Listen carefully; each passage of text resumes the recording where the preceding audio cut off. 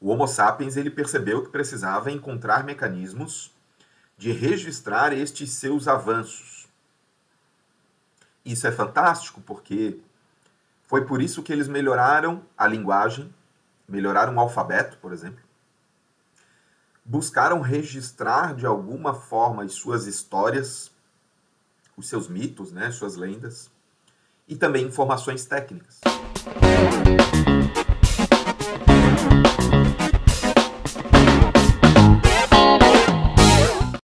Fala pessoal, aqui é o professor Freitas e nesta aula nós comentaremos, né, nós falaremos, nós nos aprofundaremos em um ponto muito importante que é a influência da história do Homo sapiens no desenvolvimento das cidades, ok?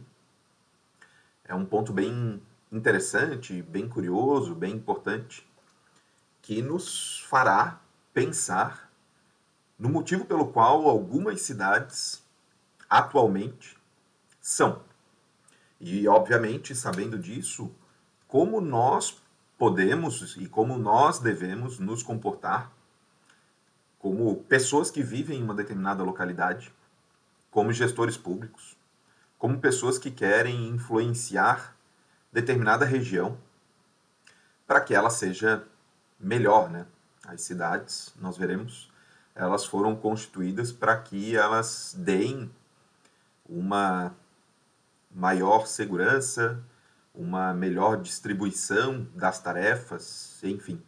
E para isso, assim como qualquer aula, não somente que eu preparo, mas qualquer professor que minimamente se prepara para qualquer aula, nós precisamos fazer uma pesquisa própria em livros, em documentos escritos no passado, em informações atuais, né, descobertas científicas sobre determinadas situações. E eu escolhi usar de pano de fundo uma obra que eu acho muito interessante, que é essa daqui, Uma Breve História da Humanidade, Sapiens, escrito por Yuval Noah Harari. Esse autor, ele é doutor em História pela Universidade de Oxford, ele é especializado em História Mundial e professor da Universidade Hebraica de Jerusalém.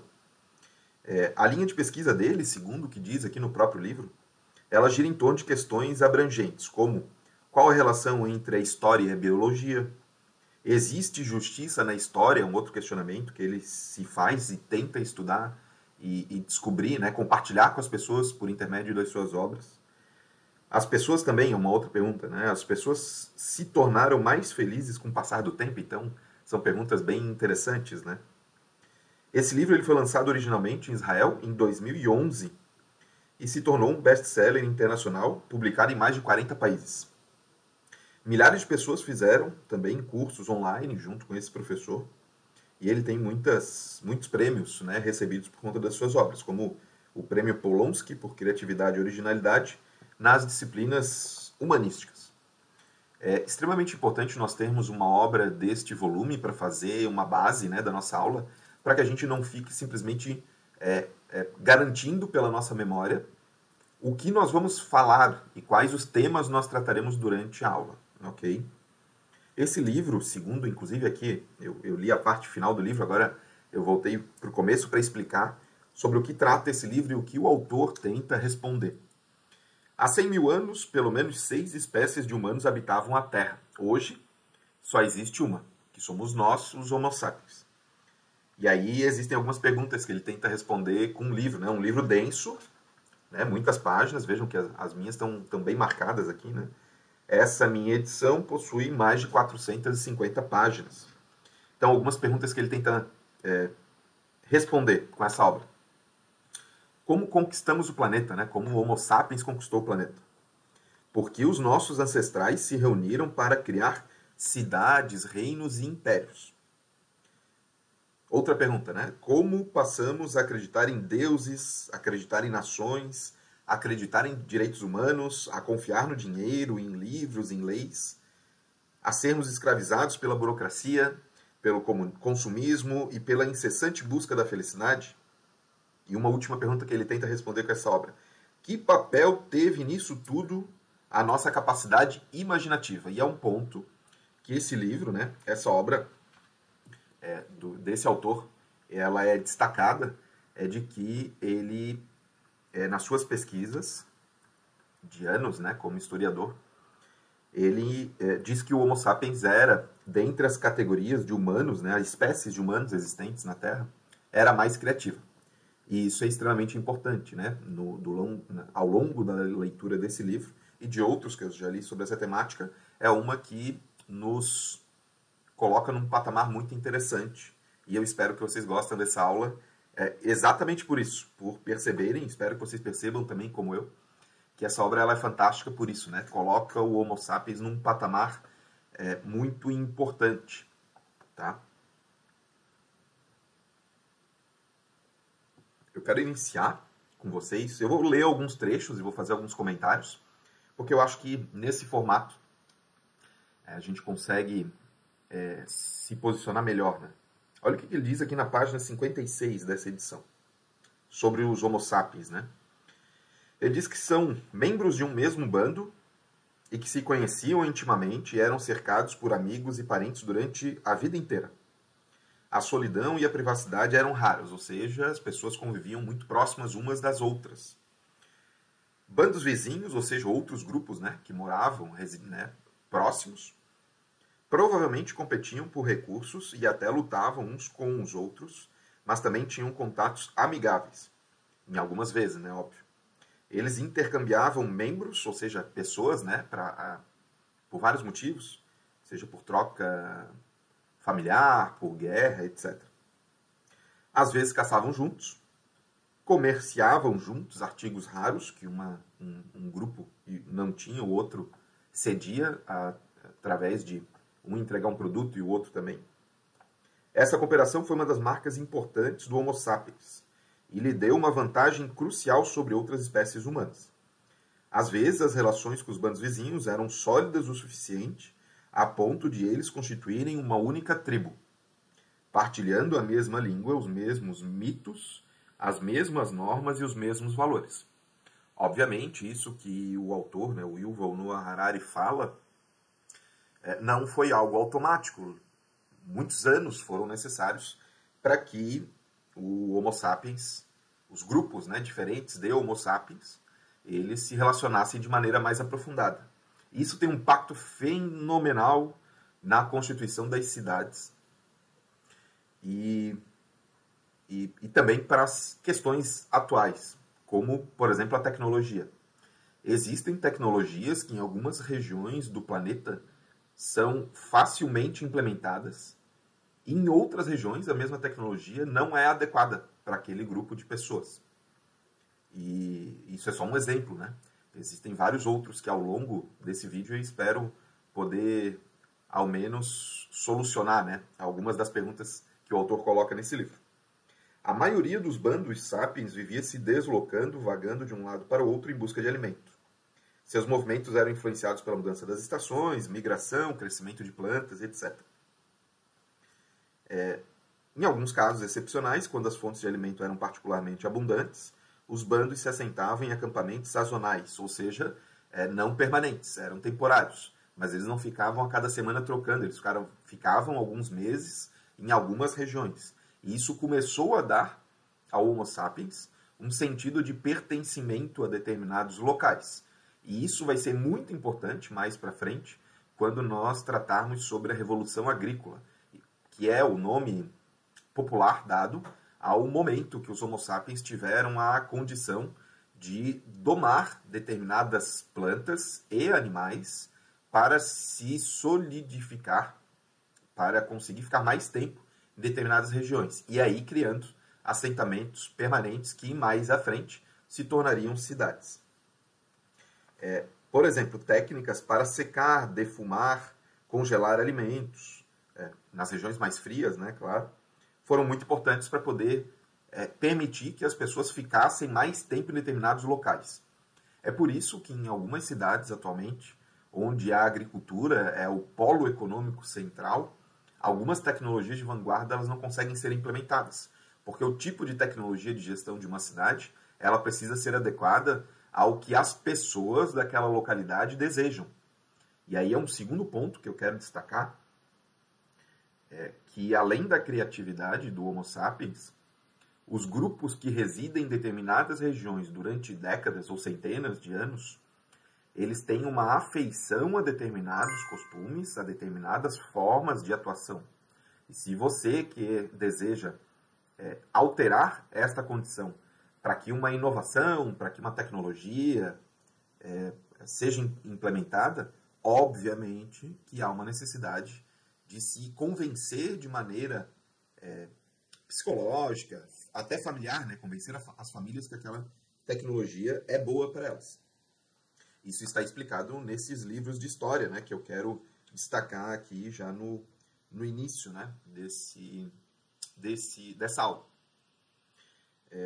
Faz mais ou menos 10 mil anos que o Homo sapiens conseguiu domar com uma certa facilidade algumas plantas e alguns animais. E aqui no livro, inclusive, na página 87, o autor, né, o Harari, ele fala sobre algumas das plantas, né, que começaram a ser domesticadas, facilitando a alimentação por períodos mais longos de tempo em determinadas regiões. Perdão. Ali na região da Turquia, por exemplo, no oeste do Irã, eles começaram a domar trigo e alguns bodes, mais ou menos 9 mil anos antes de Cristo. Também conseguiram fazer replantios e replantios constantes de ervilhas e lentilhas, mais ou menos ali por volta de 8 mil antes de Cristo. Oliveiras, perto de 5 mil antes de Cristo. Dos cavalos, uma fonte importante de força para o aumento da produção agrícola posteriormente, por conta de se puxar o arado, né, para mexer a terra com mais facilidade e ampliar a produção, né, de alimentos, porque antes eles faziam tudo com a mão diretamente. Videiras, 3.500 a.C. Alguns animais e sementes, como camelos, castanhas de caju, foram domesticados ali por volta de 3.500 a.C. Então vejam, esta evolução do Homo sapiens permitiu que, ao vagar pela Terra, eles encontrassem regiões onde eles perceberam, por esta criatividade inata ao Homo sapiens, que algumas plantas tinham essa condição de serem domadas no sentido de pegar a fruta, pegar a semente e replantar. Percebam, isso faz cerca de 10 mil anos. É bastante tempo, né? Considerando que hoje nós vemos em muitas cidades, em muitas regiões do planeta, algumas plantações ainda rudimentares, obviamente que esta evolução ela não foi igual em todas as partes do globo. Alguns grupos foram desenvolvendo de maneira com uma maior eficiência, e a partir do momento que os grupos se encontravam e compartilhavam muitas vezes as técnicas agrícolas de domação de animais, etc., houve a expansão destes conhecimentos, que mais para frente a gente também vai ver que foi um ponto extremamente importante para a criação das cidades. Deixa eu ver um outro ponto aqui. Aqui, que eu deixei marcado. Vocês devem imaginar que nesse período a vida era muito difícil, né? Sem roupas adequadas para frio, para o calor, para dias chuvosos, para dias secos. Sem alimentação constante, porque as plantas eram diferentes, assim como hoje a gente vê, né? Existem períodos próprios para plantio de determinadas plantas. Havia uma necessidade para que esses grupos se sedimentassem em algum local, que houvesse este controle das técnicas de plantio e também de cuidados dos animais. E aí ocorreu uma primeira percepção. E aqui na página 111 do livro, o Harari comenta: os excedentes de comida produzidos por camponeses, aliados às novas tecnologias de transporte, lembra que eles começaram a domar os animais, né? E aí botar a comida excedente no lombo dos animais para transportar em distâncias maiores era uma vantagem. Acabaram por permitir que cada vez mais pessoas fizessem parte de aldeias maiores que depois se transformavam em vilarejos e, enfim, em cidades. O que nós vamos ver mais para frente se tornaram reinos separados e uma comercialização entre esses grupos humanos com uma quantidade maior de seres humanos.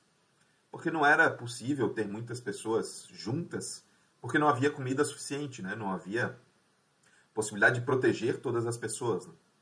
Então, o Homo sapiens foi, ao longo do tempo, resolvendo esses problemas, assim como hoje, né? Quando a gente percebe, por exemplo,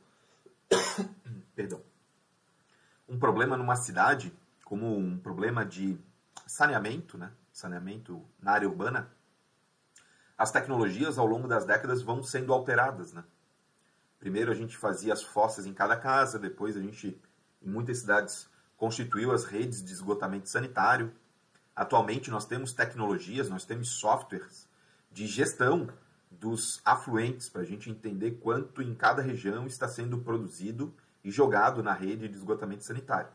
Então há um crescimento, né? A gente chama de exponencialização na área de tecnologia sobre esse aumento da capacidade de controle de tecnologia, né? Os equipamentos inovativos. Então isso nunca foi incomum nas sociedades dos Homo sapiens. O Homo sapiens já está há muito tempo acostumado a utilizar esse espírito criativo e trazer benefícios, aumentando ainda, por conta disso, a quantidade de pessoas que residem nessas localidades. Deixa eu puxar mais aqui algumas coisas que eu marquei. Mais para frente, aqui no livro, o autor ele comenta sobre a necessidade de melhoria da memória do Homo sapiens. Por quê?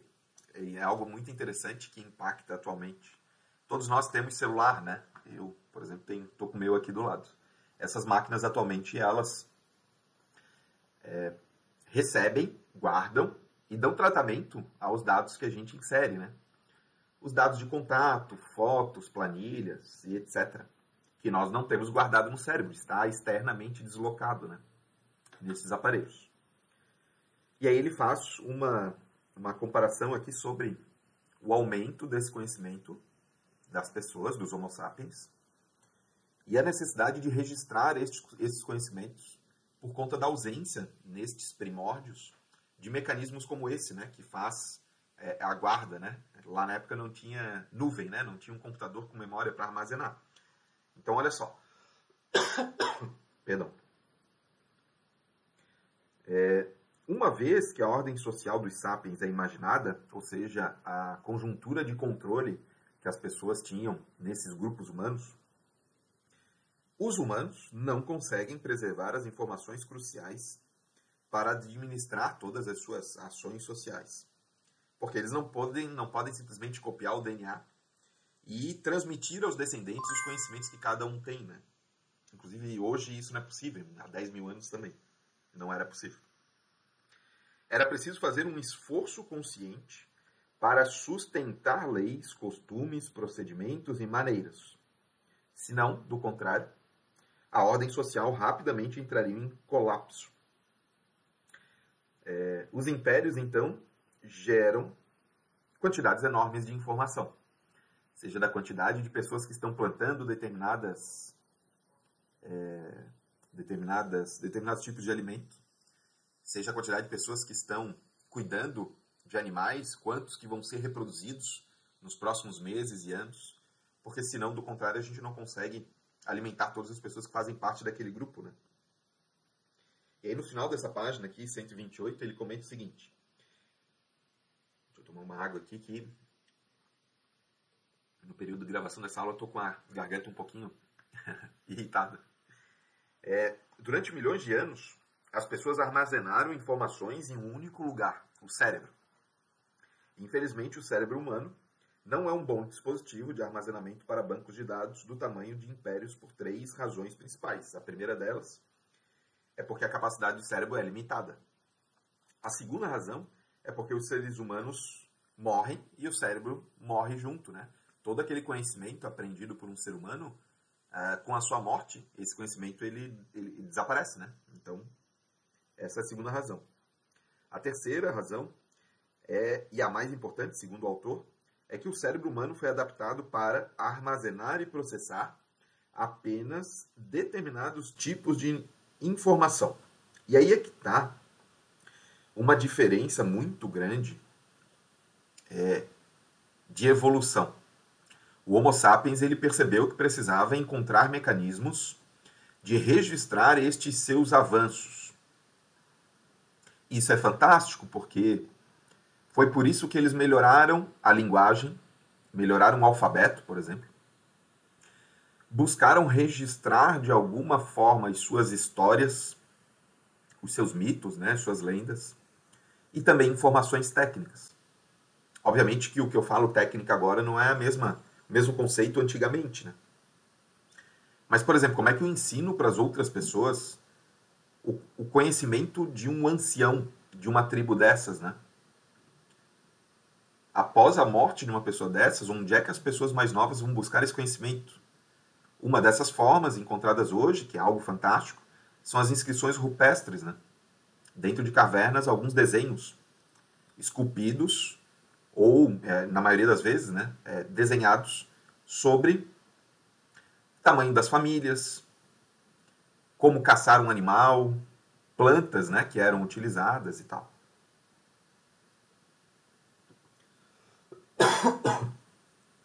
E isso é fantástico porque quando nós analisamos atualmente as pessoas para realizarmos qualquer forma de relacionamento, seja um relacionamento comercial, por amizade pura, né, familiar, um relacionamento amoroso, todos esses fatores eles entram nessa linha de análise. Uma das questões que o autor aqui ele relata é sobre a constituição das formas de troca entre os grupos de Homo sapiens. Hoje a gente vê, por exemplo, algumas startups comercializando o dinheiro virtual, né? Na época dos Homo sapiens, eles precisavam também pensar em formas mais fáceis de fazer essas trocas. Perdão. Acho que eu tenho que botar a mão no microfone, né? Para não dar muita interferência. E a criação, por exemplo, do dinheiro foi algo também interessantíssimo. O dinheiro foi criado muitas vezes em muitos lugares, segundo o autor. O dinheiro que a gente vê hoje, que são as cédulas, né, as moedas, enfim, e que atualmente a gente não vê tanto porque nós utilizamos muito cartão de crédito e débito, eles eram sempre físicos, né, nesse período. Não exigiu nenhum progresso tecnológico, na verdade foi uma evolução puramente mental. E como o Homo sapiens é muito criativo, esta criatividade permitiu estas construções, né? Porque o dinheiro tem a ver com confiança, né? Se eu pego uma nota né, de dinheiro de um país que é altamente valorizado, como o dólar, né, dos Estados Unidos, como a libra da Inglaterra, eu consigo trocar por mais coisas do que uma nota de um país desvalorizado, né? Então tem muito a ver com confiança também. E essa confiança ela foi construída ao longo de muitos anos, né? Opa, cheguei a tocar até no microfone aqui. Peraí.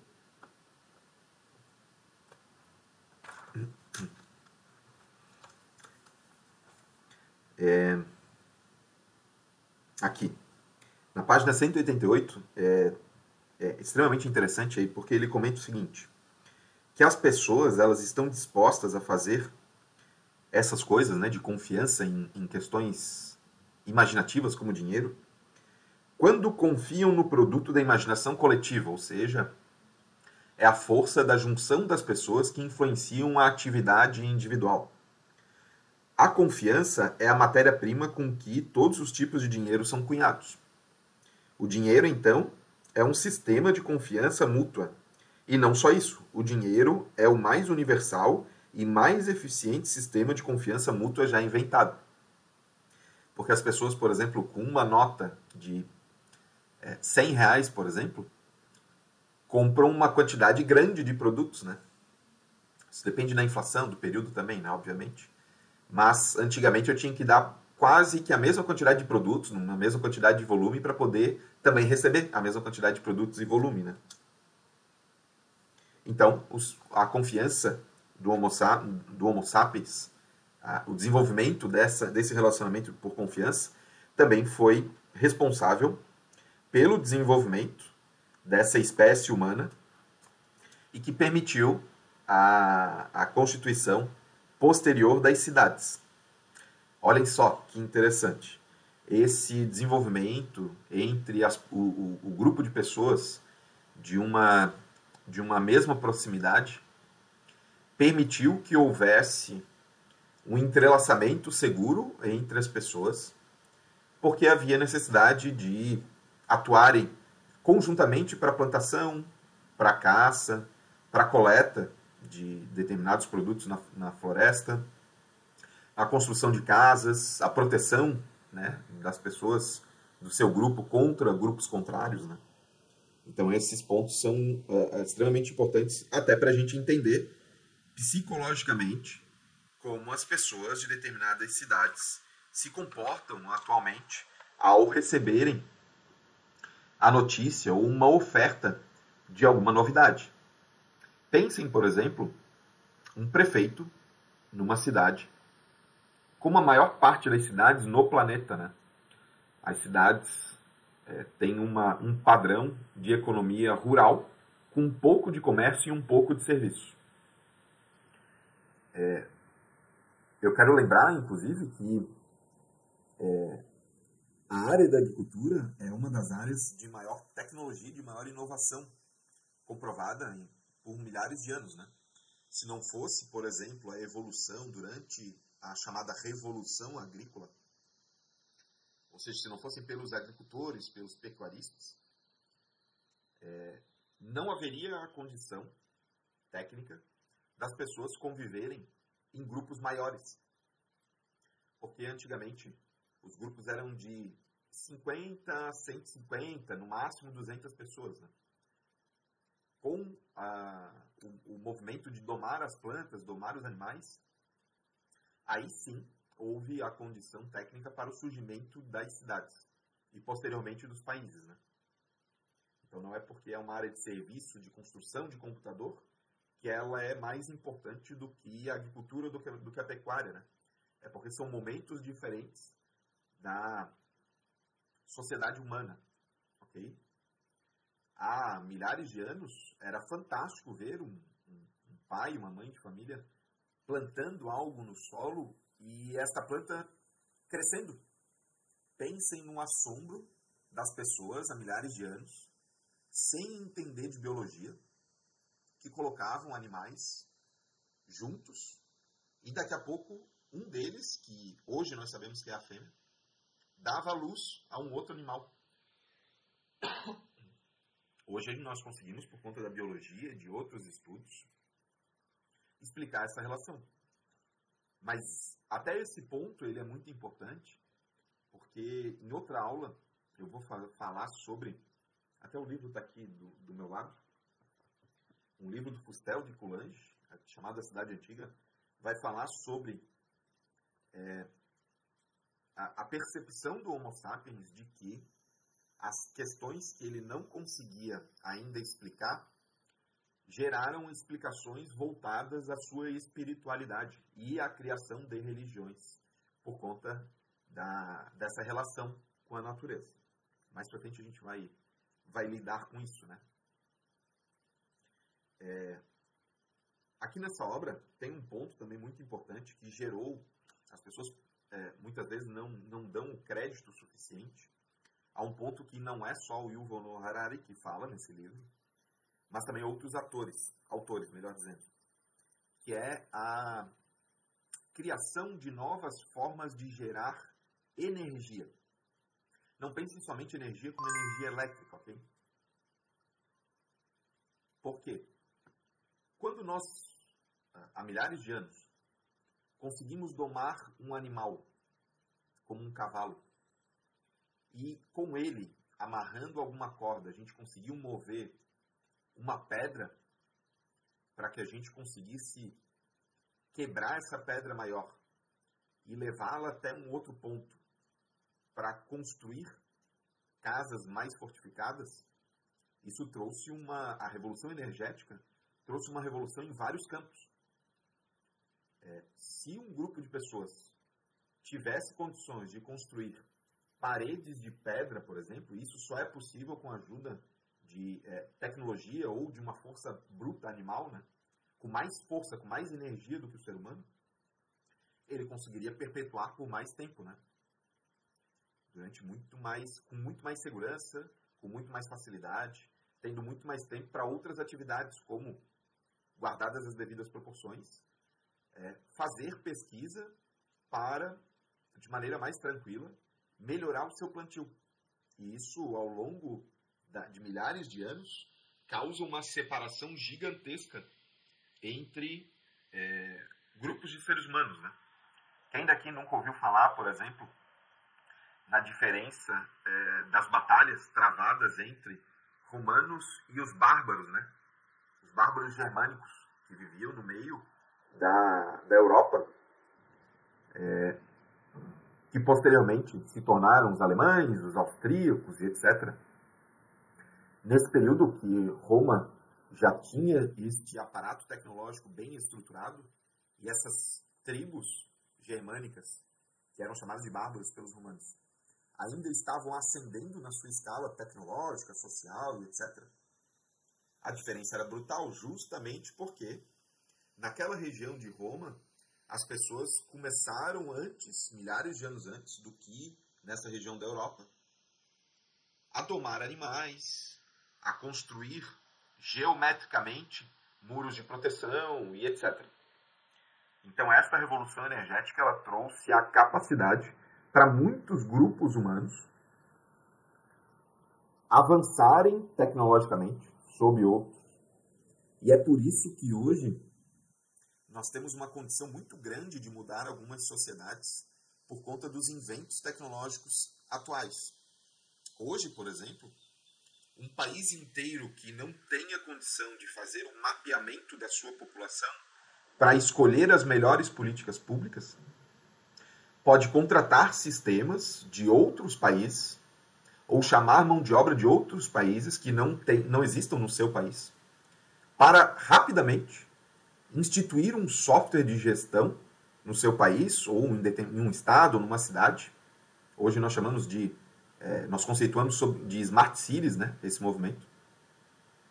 Então, muitas nações, muitos países, muitas cidades conseguem acelerar a sua evolução, coisa que algumas regiões do planeta levaram milhares de anos. Algumas regiões conseguem fazer rapidamente, desde que, aí a gente já falou um pouco antes nessa aula, exista esta mudança de raciocínio e de recebimento desta tecnologia e destes conhecimentos para a melhoria, né, dessa localidade.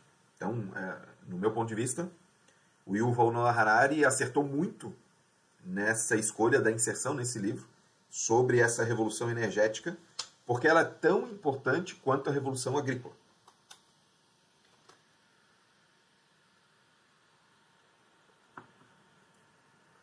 E vejam, olha que interessante também. Não podia faltar uma menção a uma expressão muito famosa, muito mais famosa do que essa revolução energética, do que a revolução agrícola e quaisquer outras anteriores. Até porque ela é mais moderna, né? Que é a revolução industrial. A revolução industrial só existiu porque em algumas regiões do planeta, existem motivos históricos para isso, né? Determinados grupos humanos dominavam algumas tecnologias. Por isso que quando a gente chama de tecnologia, não é só o computador, o celular, o satélite hoje, né?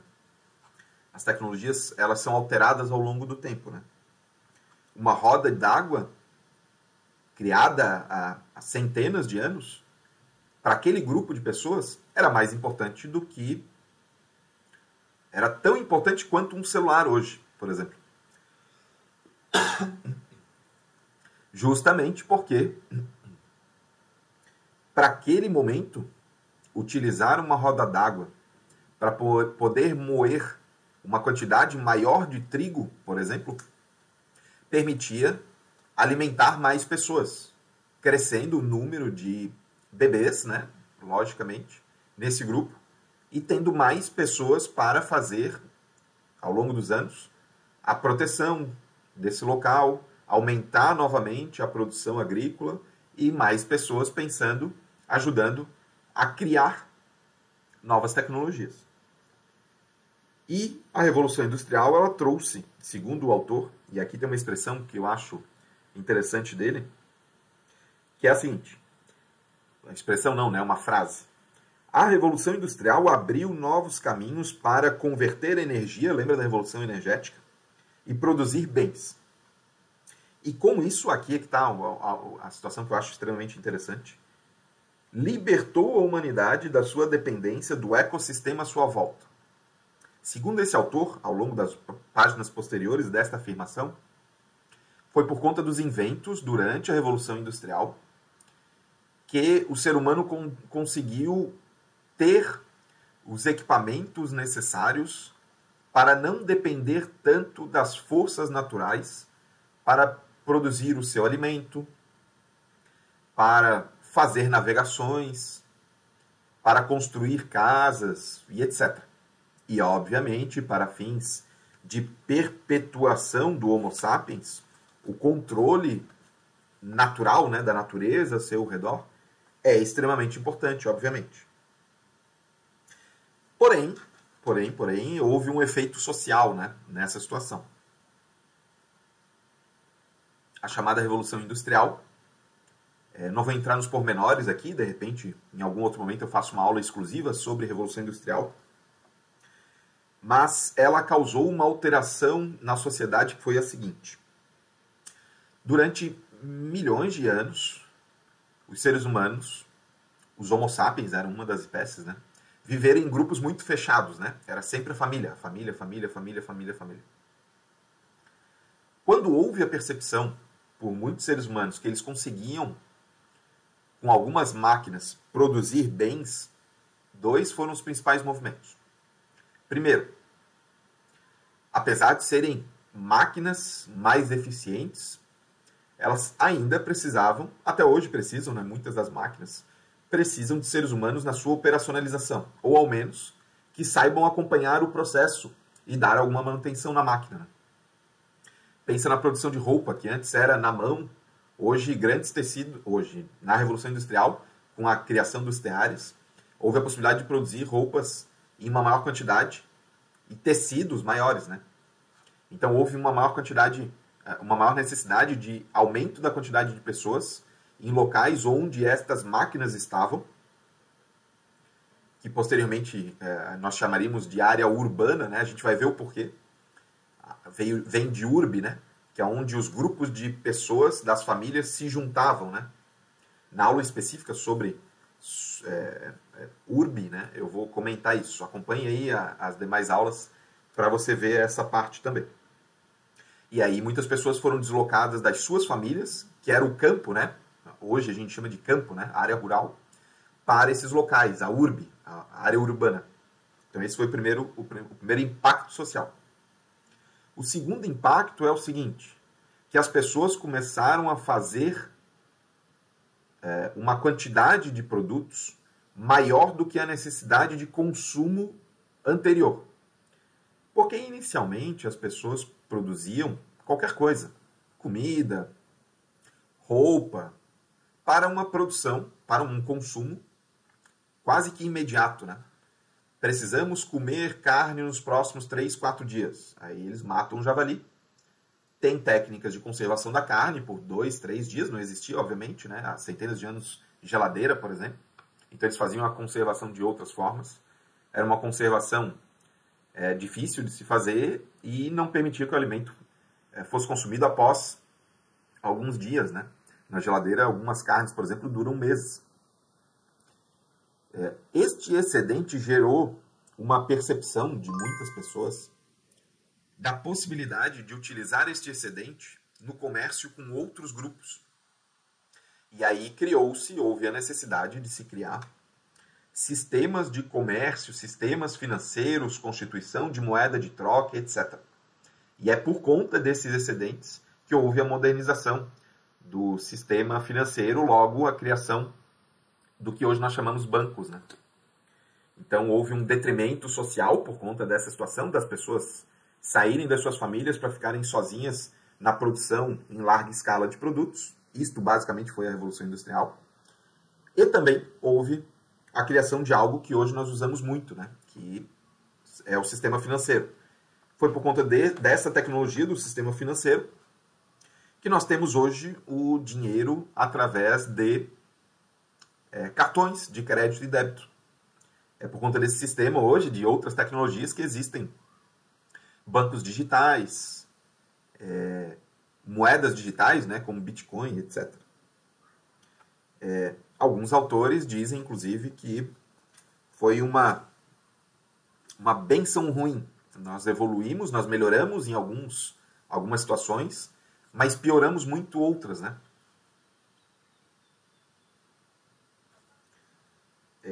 Tem muita coisa nesse livro muito interessante, então às vezes até a gente tem um limite aí de 60 minutos na aula, então a gente não vai poder falar de tudo, apesar de serem extremamente interessantes. Eu sugiro, né, que os colegas que queiram se aprofundar nessas questões do motivo pelo qual a sociedade humana derivada da espécie Homo sapiens tem determinados comportamentos hoje. Se você, por exemplo, é um empresário da área de tecnologia e quer desenvolver um sistema para ajudar a melhorar a gestão de uma cidade, você precisa conhecer isso, porque vai impactar na vida dessa espécie humana, né, do Homo sapiens. Se você é um gestor público, um vereador, um prefeito, um secretário municipal, ou outros, né, concursados, né, um fiscal de tributos, uma enfermeira, né, que trabalha num posto de saúde, e outras pessoas que trabalham em órgãos públicos, conhecer esta história, e nem precisa ler tantos livros, né, eu considero, apesar de eu já ter lido algumas dezenas de livros sobre esse tema, o Yuval Noah Harari ele consegue condensar, apesar de que, obviamente, é um livro curto para toda a história, né, dos seres humanos, mas ele consegue condensar pontos muito importantes. Ele eleva em qualidade a história do Homo sapiens e nos permite entender a relação humana atual. E aí eu quero fazer mais alguns comentários, né, aqui, como por exemplo na página 373, ele nomeou um subcapítulo como Comunidades Imaginadas. Olha que interessante. Depois da Revolução Industrial, houve uma alteração social visível, né? Era fácil de perceber essa alteração. E aí, por isso que ele nomeia Comunidades Imaginadas. Olha só o que ele diz.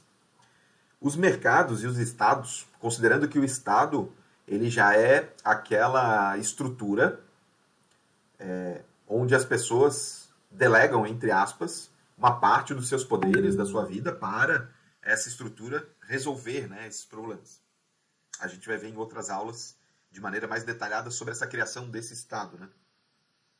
Os mercados e os estados fazem isso, né, essa comunidade imaginada, ou melhor dizendo, essas alterações na sociedade, promovendo comunidades imaginadas, que contêm milhões de estranhos e que são adaptadas para as necessidades nacionais e comerciais. Uma comunidade imaginada é uma comunidade de pessoas que não se conhecem de fato, como eram as famílias há milhares de anos, né? As pessoas passavam a sua vida inteira tendo relacionamento somente com as pessoas da família, né? É só recentemente que existe essa necessidade da gente se relacionar com o estranho, né? Se eu tenho uma padaria, por exemplo, entre uma pessoa ali para comprar pão na minha padaria e eu vendo o pão, né? Ela me dá uma nota de dinheiro, eu entrego o pão e a pessoa sai. Antigamente não era assim. As pessoas não viam estranhos de outras famílias, de outros grupos, de maneira tão frequente, né? Estas comunidades não são uma invenção tão nova. Reinos, impérios e igrejas, por exemplo, funcionaram por milênios como comunidades imaginadas. Não, obviamente, levando em consideração porque o Homo sapiens começou a domar algumas plantas há 10 mil anos, né? Neste período não existiam esses grupos, né? Ela não é de agora, do último século, mas também não é tão antiga. E ele dá outros exemplos aqui da China, de alguns países árabes e etc. Eu deixei separado mais um ponto aqui atrás. Ah, sim. Por fim, aqui no final do livro, ele tem um subcapítulo sobre felicidade, né? Tem várias descrições dele sobre felicidade, o sentido da vida, conhecer-se a si mesmo, né? Na verdade, ele escreve aqui, conhece-te a ti mesmo. Que é uma das respostas, né? Lembra lá no comecinho que a gente falou sobre as principais perguntas que ele gostaria de responder com essa obra? Então, essa é uma dessas situações, né? Olha só. Na página 390 da minha edição, tá? Computando a felicidade. Até agora discutimos a felicidade como se esta fosse, em grande medida, produto de fatores materiais como saúde, dieta e riqueza. Se as pessoas são mais ricas, mais saudáveis, também devem ser mais felizes. Mas isso não é óbvio, diz ele. Filósofos, padres e poetas refletiram sobre a natureza da felicidade durante milênios. E muitos concluíram que fatores sociais, éticos e espirituais têm tanta influência sobre nossa felicidade quanto as condições materiais. E com essa passagem aqui dessa obra, a gente vai se encaminhar para o final desta aula. Nestes um pouco mais de 50 minutos, eu quis trazer para vocês alguns dos conhecimentos que o Yuval Noah Harari fala nesse livro. Por quê? Qualquer estudo sobre a sociedade, sobre o surgimento e existência atual das cidades, do Estado, da administração pública, das ONGs, das famílias, enfim, qualquer coisa, de qualquer pessoa que queira influenciar socialmente algo, ela passa obrigatoriamente pelo conhecimento dessas questões e do reconhecimento da sua importância. Volto a dizer, eu falei várias vezes durante essa aula, se você é um vereador, se é um prefeito, se é um secretário, se é um empresário, se é um funcionário de uma empresa, se é uma dona de casa, se é um adolescente que ainda não está trabalhando,